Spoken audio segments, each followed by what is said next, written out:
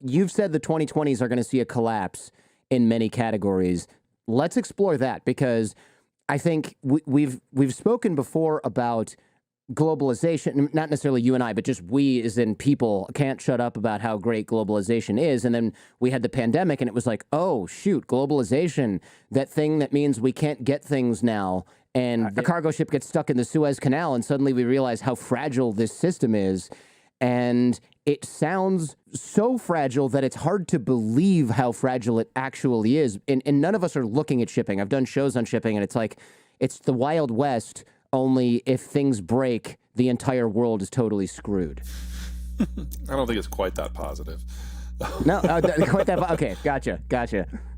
The key thing to keep in mind for shipping, let me throw it into three general categories. Number one, 80% of the stuff that enables people to grow food is transported internationally, whether it's equipment or fertilizer or fuel. Only 20% of food is traded internationally, but 80% you need the inputs to grow it in the first place. Number two, roughly half of all oil is shipped on the ocean blue, typically by supertanker, along with everything that comes out of the Persian Gulf. And then number three, safety on the waves is what allows us to have the East Asian manufacturing model, which is a fancy way of saying the manufacturing model. Because roughly half of all manufactured goods are produced in East Asia, and you will get components coming from Thailand versus Indonesia versus China versus Korea versus Japan. But the key thing to remember is less than 1% of that shipping happens on land. Korea is in effect an island. Japan is an island. Most of the Southeast Asian countries are either islands or peninsulas, and they're ringed by mountains. So physical connections independent of maritime trade in Asia almost don't happen at all. Wow. So we are totally dependent on these boats being able to get from one place to another, not get stuck in canals, not get attacked by pirates, having oil at a decent, somewhat reasonable price to be able to transport other oil and other goods, and also just logistics and other things not getting totally screwed up. And if any one of those things gets out of whack in this ecosystem, suddenly Tickle Me Elmo is not available for Christmas and there's tears all over the world. Certainly. And, you know, the book is about how this happens on a decade's time scale, how the 2020s were always the decade that it was always going to break down in. But events in just the last couple of months are speeding this up. A lot of this is probably going to be front loaded. So like, think of what just happened in the first week of December. So the Europeans announced their plan for an oil export ban, and a lot of the details are being made up as they go on. It's a very European policy in that regard. But what it is encouraging is a split in the way we view oil from the Russian space versus the rest of the world, and the different types of crude coming out of the Russian space. So the stuff the Europeans are primarily concerned about is Urals crude that is exported west to the European space. And that can only be sold for $60 or less now. And that's affecting insurance and shipping rates and the type of vessels that go in. And we saw over the course of the last 2 years how disruptions in simply the type of vessel being available can generate supply chain snarls. So now we're doing this with energy. But there's also a crude grade that exports to the Pacific that doesn't touch the European space at all, that trades differently. We now, just in the Russian space, have two fundamentally different markets, not just for pricing, but for physical accessibility, for the ability to get ships and insurance to allow it to move. One of the reasons why the world has been so stable, air quotes stable, since 1945, is there's been one oil price. Now, it's modified by the length of the journey or the quality of the crude, but there's one oil price and everything is safe. The Europeans have now created a system where a lot of countries in Europe are now going to have a vested interest in interfering with Russian exports west. That's one pricing margin. That's one security paradigm. That's one insurance policy system. But then in the East, where the Europeans are not the players, it's a different crude grade at a different price point using different insurance systems by different countries. We have split the oil market now into at least three pieces, two Russian, one everything else, which means now countries no longer have a vested interest in making sure the oil flows everywhere all the time because we're not all in this together anymore. Right. Okay, so if everything was plug and play, if all the outlets were the same, to use an electrical analogy, we would say, hey, we need to secure this system. And the United States would guarantee security for all that. But if it's like, well, our stuff works, and then the other side, it doesn't work for us even if we wanted it to. And that no longer matters to us. Right. And no longer. So now we don't need to have the U.S. Navy protect shipping routes for some other country, because why should we? It's not going to do anything for us. We're going to see this spread throughout not just the energy sphere, but pretty much every major commodity. And we're hiving the world up into different supply systems. And that is a recipe for 1910s and 1930s style conflict and competition. So I don't think a lot of people, and it took me reading the book to actually know this as well. I didn't realize what role the United States played in securing shipping routes. I think most people, myself included, before reading your book, really thought, I don't know, ships leave and they go somewhere and then they come back and it's fine. I didn't realize, it's not like, you don't look at the people maintaining the highways, right? You just kind of think, why is this under construction again? You know, and it's that way with the ocean, only it takes up the majority of the space on the entire planet, and it's a lot harder to secure and maintain. Yeah, in the world before World War II, piracy, state piracy, and privateering were pretty common because almost everything that was shipped had an obvious value. The cost of shipping before the Cold War and globalization was about an order of magnitude more than it was previous. And in the pre-industrial world, it was an order of magnitude more than that. In the pre-deepwater era, it was an order of magnitude more. So interfering with shipping has always been very popular because you know that the value of the product is going to be high. It's only in the post-World War II era that the cost of shipping has dropped so much that we put everything on the waves. So that's intermediate manufacturing, that's low value added commodities, things that normally you would produce and consume locally. It used to be it was all pretty much luxury goods or something of very high value. Now it's a little bit of everything. So it was a ship full of gold, not a ship full of knockoff iPhone chargers that catch on fire if they're plugged in. Well, and not even the knockoff iPhone chargers, the components that might go into the knockoff iPhone chargers. Right. The thing that catches on, the thing that's job is to catch on fire after 3 hours of use. Yeah, it's a ship full of those. So that was surprising to me, right? Because the United States is securing, or I guess is still securing all of these trade routes for the most part. We're kind of in this soft moment in history where everyone's holding their breath and wondering if the next time there's an incident, the U.S. is going to intervene or not. And I'd argue that the answer is no.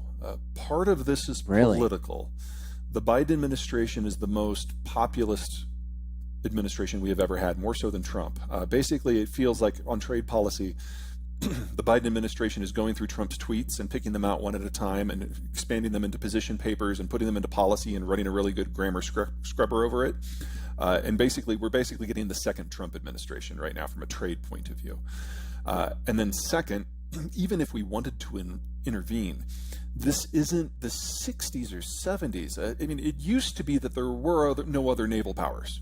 And so the United States with a destroyer-heavy Navy after World War II could patrol the global oceans because there wasn't a lot of competition and we had the right tools for the job. But since 1990, we've retooled our Navy, we've retired most of our smaller vessels, and we've concentrated naval power into our supercarrier battle groups. And if you want to knock off a country, that is the tool. But if you want to patrol the global oceans in an environment where other people have ships, you don't need the dozen supercarrier battle groups we have. You need like 800 destroyers. We only have 70. So even if we wanted to be the global policeman and patrol the waves, we no longer have the physical capacity to do it. Now, that sounds bad, and it is, but keep this in mind. The United States is the least maritime trade-dependent country in the world. Only 12% of our GDP is from trade. About half of that is NAFTA. So we're not the ones who suffer if global trade breaks down. China's at the top of that list. Europe is a close second. China's at the top of the list, you said? Yeah, China utterly lacks the naval capacity to project power more than about 1,000 miles from its coast. And it is completely dependent upon resource access and market access in countries that are half a world away. Right, I see. So, and if you look at a map, which I've done a lot of recently, especially when reading your book, because I'm thinking, wait, which way does this go? You look at China and you go, oh, they have great access to Russia. Okay, except you have to go over this huge amount of nothing and tundra to get to what I assume is not really a great market, because it's the Russian economy before the Ukraine conflict was the size of Italy. So not really what China needs to feed the I was going to say feed the dragon. It sounds a little bit weird. Maybe I'm going to get canceled for that. But you need a bigger market. You need to get to Europe. You need to get to the United States. You can't do that over land. You need to do it with ships. If China can't really get even around the corner to Vietnam or much further than that, they've got a big, big problem. And the Vietnamese hate them. So yes. Yeah, there's that too. Yeah, they've got other problems too. But one of the problems is they have an aircraft carrier that looks like it's made out of cardboard and everything on it is hidden, which is not really a good sign for them actually having an aircraft carrier. Not quite that bad. Now the Chinese currently have 3 aircraft carriers floating. The first one used to be a casino that they converted. They will never claim that is an actual casino. An actual casino in Ukraine. Yeah, they will never claim that it is combat capable. They just bought it from Ukraine to refurbish it so they could learn how it works. Their second one is a clone of the one that used to be the casino. The one that used to be the casino used to be a Russian carrier. They called it the Kuzanov, by the way, and the Soviets thought it was a disaster. During Soviet times, with Soviet resources, it just kind of caught on fire from time to time. Okay. Anyway, so the Chinese do not claim that these 2 will ever be combat capable. They're training for their engineers more than anything else. And they do have a third one that they're going through sea trials right now. And it is a larger carrier that they actually designed themselves. But again, it's a prototype. They don't view it as anything other than a test bed. So they might get their first carrier in 2027. Okay. And then even then, I mean, they probably have a lot of ground to catch up on in terms of making something like that work. A floating city airport. Yeah, with, it's a lot more difficult than rocket science. Yeah, multiple rockets on multiple vehicles, and you got to keep the thing running with a nuclear propulsion system and all that kind of stuff. You write in the book about the geography of success, right? Old-time European countries had this. The United States seems to be in a good position with this. It's kind of like the opposite of China having water on one side, mountains, tundra, Russia, et cetera, on the other side, and having to go through Central Asia to get anything done. Well, let's do the comparison here. So you've got the greater Midwest, which is the world's largest single chunk of arable land in the world, high agricultural productivity. It's directly overlain by the greater Mississippi system, which is the largest natural transport network in the world. And if you compare a modern superhighway system like the American interstate system to moving things by water, the cost of operation is about 1/12 to do it by water versus land. So we've got the best waterway network on the best bulk production zone. We've got more port potential on just the east coast of the United States than the rest of the world combined. The internal waterway network is bigger than all of the internal waterway networks of the rest of the world combined. Really? Canada's on the other side of a bunch of deep lakes and forests. Mexico's on the other side of some mountains and some deserts. And we've got ocean moats. So great economic potential, great defensive potential. China technically is a larger country than the United States, but about 2/3 of its land is either too hot or too dry or too cold to be inhabitable. So 95% of the population lives on 1/3 of the land.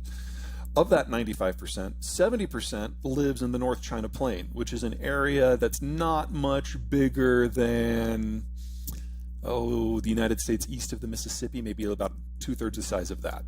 So you're talking 1 billion people in one footprint. That footprint is flood prone, drought prone, and the river is actually, after 3,000 years of habitation, the river bed is above the surrounding land area, so it just flows down a dike. So if they get a heavy rain, the dike overflows and the river goes down into where people live. Oh, yikes. Yeah, so when you hear about flooding in northern China, just run. It's like, there's no fix here. The land is relatively low productivity. In the south, you've got tropics and you've got mountains, so it's difficult to have integration. Hong Kong has always been a separatist area, even before it was called Hong Kong. And then you've got mountains and jungles separating it from Southeast Asia and India, but then you've got the great wide open of the Eurasian steppe connecting it to the Russian space. And off the coast, you don't have an ocean of moat. You've got all these secondary powers, Taiwan, Indonesia, the Philippines, Japan. And so China has never been able to penetrate out, but because they have a hard time unifying at home, others have often penetrated in. It's not the worst geography in the world. That's probably Afghanistan, but it's definitely in the bottom 10%. And it's only because the Americans unified the world into globalization that China exists as it does today, because we basically told all the countries that were preying on China to go home. Hell, we nuked Japan to underline that point. And so for the first time in Chinese history, the Han Chinese have been able to develop the way that they wanted to. And then Nixon and Mao had their summit and brought China into the globalized system to bring it away from the Russians. So I don't want to suggest that the Chinese played no role in their own success, but without the change in the strategic environment of Eisenhower and then ultimately Nixon, none of this would have ever happened. I've heard you say I trust people individually, but less so when we get into groups. That makes a lot of sense, but I'm wondering why that is from your perspective. Because we devolve to the mean. We become a herd.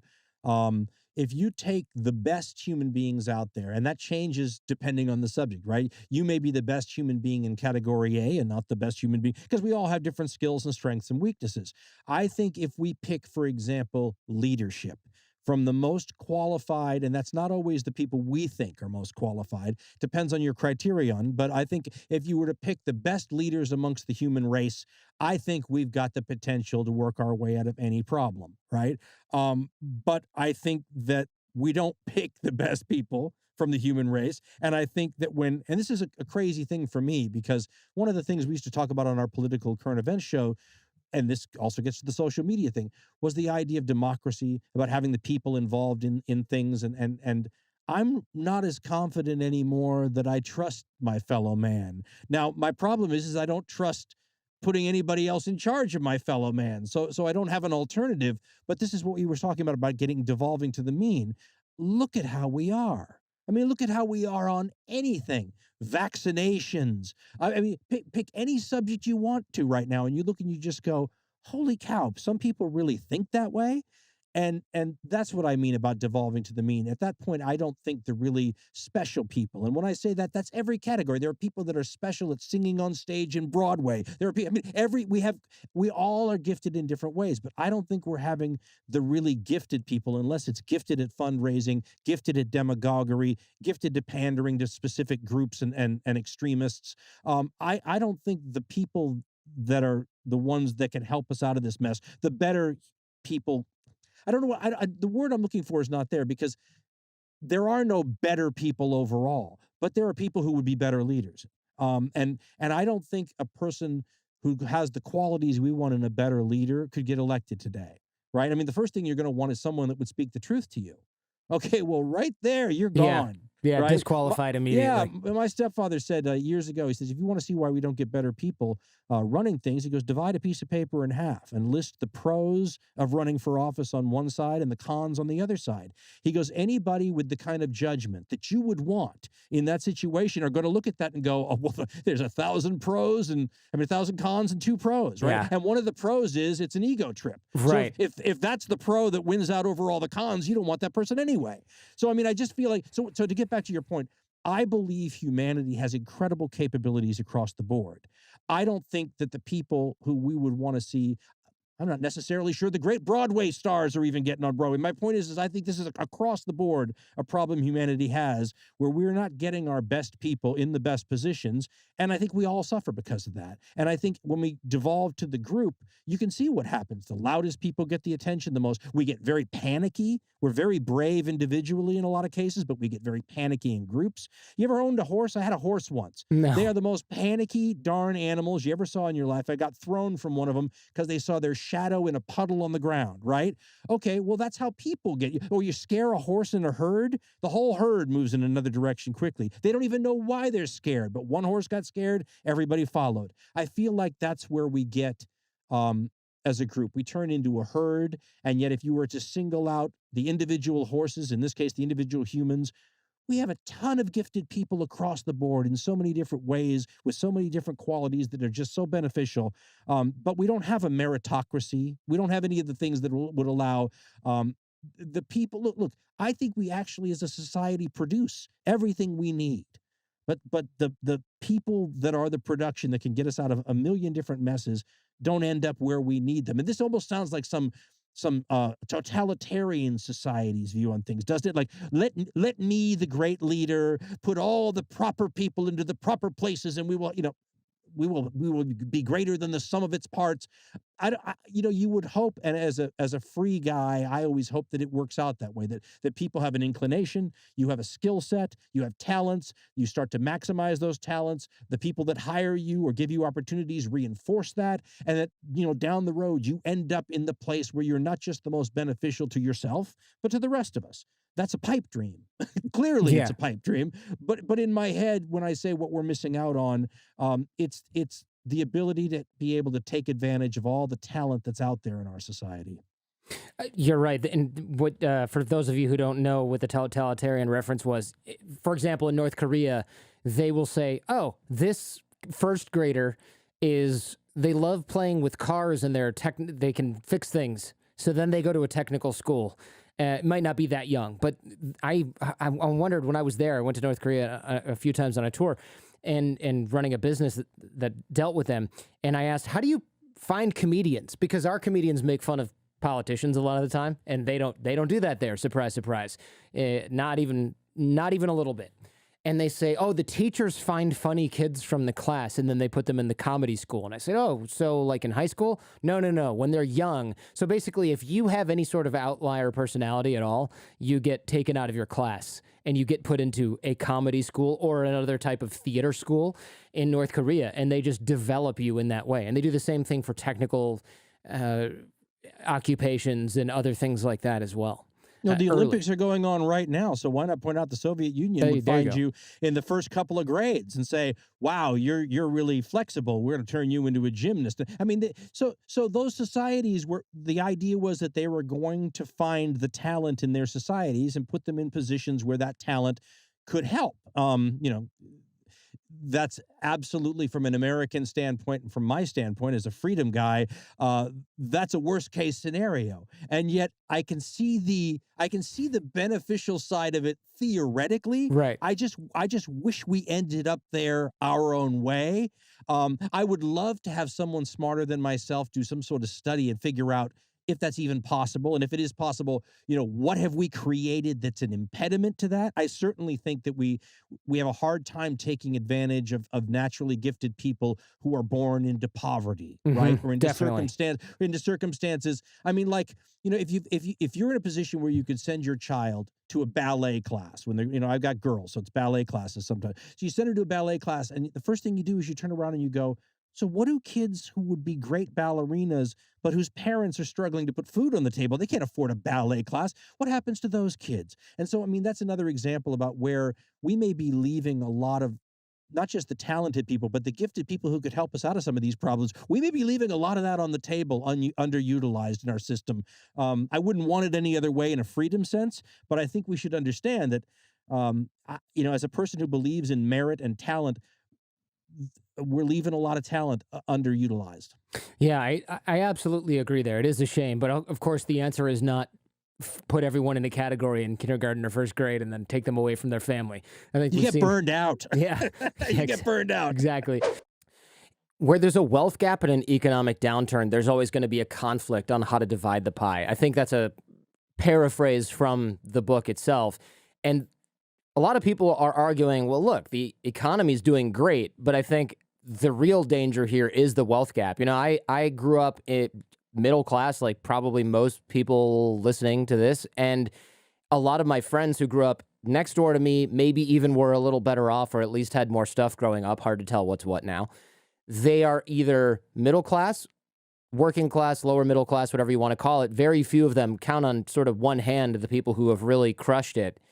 And the gap is becoming more and more obvious. And it's not just the same people who were wealthy before are staying wealthy, and that people I know that didn't have as much are in the same position. It's almost like a lot of people are moving way up the spectrum. I mean, hundreds of times more income than they would ever need, or at least dozens. And then the rest of the folks that I know, and this is anecdotal, but of course the data sort of bears it out, the rest of the people are sliding down in quality of life, which is not how things are, quote unquote, supposed to happen.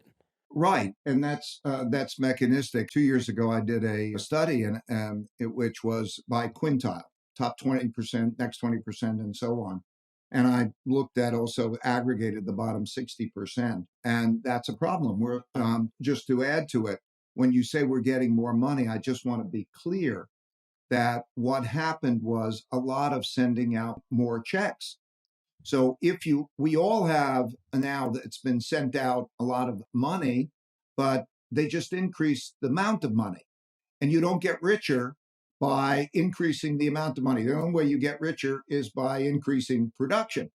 And so what we're seeing is a higher level of inflation taking away those gains.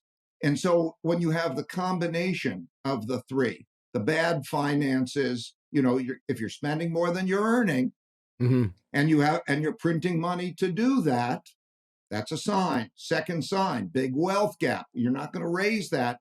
And irreconcilable differences that people will fight over. And third sign is the rise of an external power or threat and competition that ends up being happening at the same time. That confluence is something. And so it's very real. You're talking about it. I live in Connecticut. And Connecticut it's either the highest, one of the three highest per capita incomes in the country, high per capita income, but a big wealth gap. 22%, my wife works to help this population, 22% of the high school students in Connecticut are either disengaged or disconnected. Disengaged means that they have an absentee rate which is greater than 25%, and they're failing classes. And disconnected means they don't know where they are, they've dropped out. So 22% of the high school students in the richest state in the country are in that condition. Okay. Wow. So, and you're seeing people move from New York and places, California and so on. There's big things going on. It's a combustible set of circumstances. And therefore, what's happening in terms of populism of the left and the right, and that whole dynamic is very, very normal, very understandable, even though it hasn't happened in our lifetimes. You mentioned earlier that the outside pressure of another economic power is one of the major factors. And China is a real economic rival in a way that the Soviet Union never was. A lot of people will say, oh, but the Soviet Union, we kind of beat them. I'm not necessarily qualified to do this, but I do know when you look at these are apples and oranges. The Soviet Union was almost like it just wasn't the same thing. It wasn't the same situation as China. It was a completely different economy, but also it's a completely different set of circumstances and a completely different country in terms of its economic power. Sure. Power, there are different kinds of power. I go through the 8 different types of power. Economic power and military power are both going together. Russia was never an economic competitor. Okay. China is economically competitive. Just put it this way. China has a population that's more than 4 times that of the United States. Mm-hmm. So if per capita income is half the United States, that'll mean that it'll be economically twice the United States. That means that it can also spend on military and other things in a way that is very, very different. So it's a whole different kettle of fish. Yeah, that starts to get scary when we look at authoritarian regimes. I think if Denmark was twice the economic power of the United States, people would be less alarmed about this particular situation. What do you think? Right. I think first, there are different approaches, different ways of doing things. And I think the real question is whether one is imposing the other on each other. So should we be threatened by that? I mean, they're certainly threatened by the competition, but should we be threatened by that? And I think at the end of the day, the most important thing is how strong is America? Okay, it's simple. Just be strong. Just, the big war is with ourselves that's standing with this internal conflict and the financial things. If we can be strong and do those things right, then we're going to be in the best of shape. There'll be less threat. And there are 5 types of wars, history has shown, and we see it all the time. There's a trade war. There's a technology war. There is a geopolitical influence war, which is influenced by the first 2. There's a capital war, and then there's a military war. We are certainly in the first 4 of those, and that's really a competition. So how can we be effective in trade? American inventiveness to make technology the best we possibly can? What about the geopolitical influence? And then, of course, capital markets. That's a big advantage. So those are the things that will influence, and how competitive we are is almost everything in that game. We embarked as a society on a concerted effort to tell a generation that the best path for the most people was a 4-year degree, which is also the most expensive path. And then we started showing them pictures of people who didn't get a 4-year degree, who were laboring in all kinds of other vocations that looked like some kind of consolation prize. Yeah, the old work smart, not hard. That and thing then was the guy welding or something. Yeah, no, that literally was one of the first posters in a PR campaign for the big push for college. It was in my guidance counselor's office in 1979. You know, work smart, not hard is what it said. Mm-hmm. A picture of a graduate standing next to a guy holding a wrench, looking like he won the booby prize. Mm-hmm. So the tropes, bromides, and platitudes fueled the belief that if you didn't get a 4-year degree, you were screwed. So it's very different. You know, college, higher education did need a PR campaign, and it got one. Unfortunately, it came at the expense of all other forms of education. Yeah. And so we turned all of these other pursuits into cautionary tales. Then we freed up a limitless supply of money. And then we put an incredible amount of pressure on kids to borrow whatever it took to get the magical paper that would ensure their happiness. So when people say, Mike, why did college get so expensive so fast? I say that for a lot of reasons, but the big thing behind it was this societal push that gave college permission to charge whatever they wanted. And so they have. And because it's couched as an investment, we just keep borrowing more and more and more. And it's amazing what comes back to me when I make this argument. You know, people will sum it up and basically conclude that I'm anti-education or anti-college, and I'm not. But I am anti, this is so important that we can charge whatever we want. That's just bullcrap, and that's what we've done. And look, it's one thing not to be able to find a job. It's one thing not to be sure what you want to do with the rest of your life. But to be unsure and untrained and in debt, 5 or 6 figures, very, very, very difficult for people to crawl out of that hole. It's especially because it's really not a function of there not being any jobs. It's a function of not having enough qualified people to fill jobs that already exist, right? Mm-hmm. So the roofer who doesn't want to hire somebody who's off the books and can't find somebody who'll do the job. We're building a house pretty soon, and my wife's brother built a house, and he was saying the drywall guy can't even find somebody who's going to hold up the drywall. He's offering like $50 plus an hour, I think. Yeah. And he just can't find anybody to do it. You don't need that much special training. It's just that there's a perception issue where people go, well, I went to college. I'm not going to put up drywall. I'm waiting.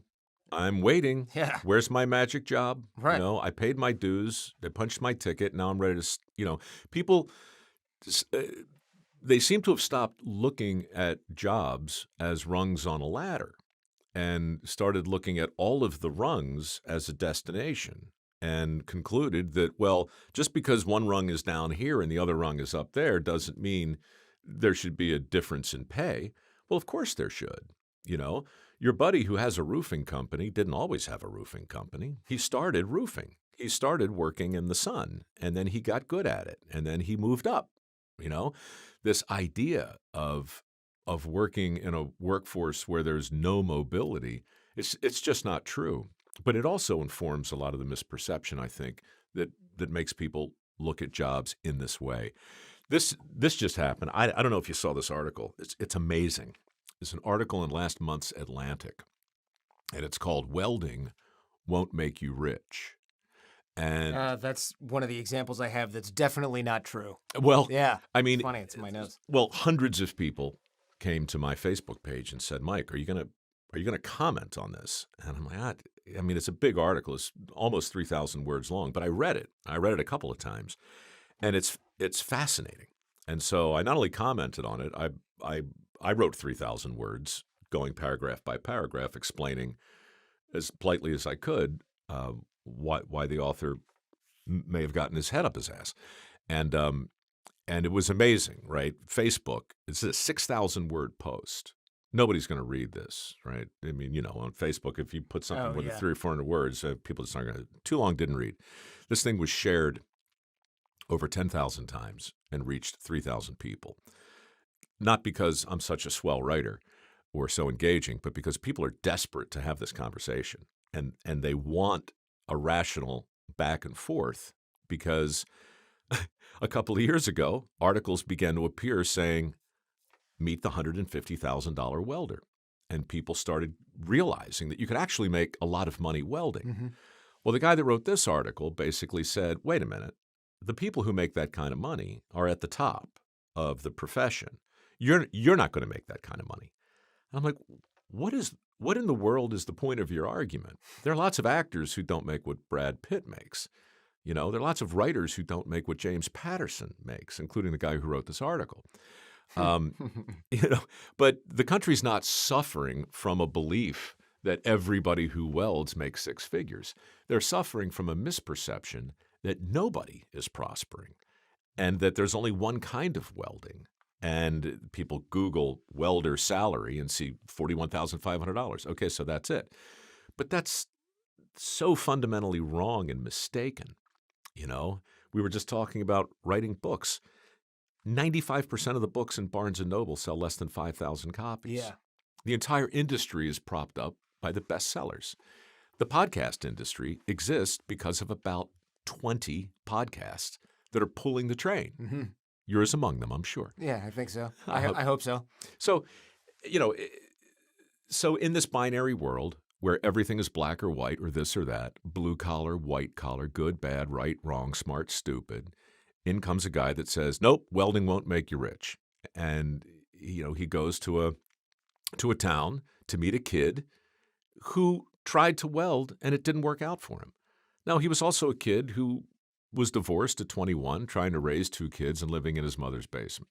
Now, could those circumstances have had anything at all to do with, the proximate cause of his inevitable failure?